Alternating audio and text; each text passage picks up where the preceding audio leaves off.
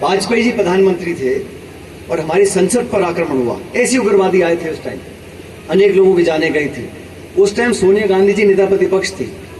सोनिया गांधी जी ने सदन के पटल पे खड़ा होकर बोला, पार्लियामेंट के अंदर, कि वाजपेयी जी आज आतंकवादियों ने हमला बोला है, हमारे लोकसभा जो हमारा लोकतंत्र का मंदिर है, इस मंदिर पर आक्रमण बोला है।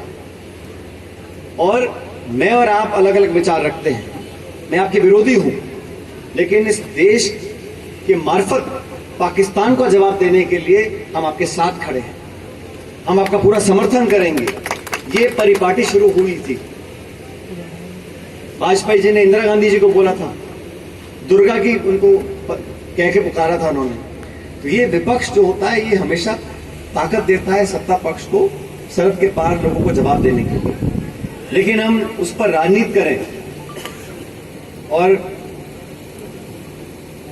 सेना के शौर्य और पराक्रम और बलिदान पर हम राजनीतिक टिप्पणियां करें, मैं ऐसा गलत मानता हूं। मैं समझता ऐसा नहीं होना चाहिए, लेकिन समय आ गया कि आतंकवाद को जड़ से उखाड़कर फेंकने की जरूरत है। और सरहद के पार पाकिस्तान में जो लोग सरकार चला रहे हैं, उनके हाथ में सत्ता नहीं है, सत्ता तो फौज के पास है, आईएसआई के पास है। वहां के पूर्व प्रधानमंत्री को जेल में डाल रखा है, इमरान खान को, और टूटी फूटी सरकार है। तो इसलिए हमें जवाब देना चाहिए। लेकिन मुझे खेद इस बात का है कि जब युद्ध विराम हुआ तो युद्ध विराम की घोषणा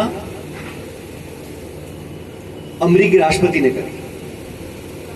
ऐसा मैंने कभी नहीं देखा।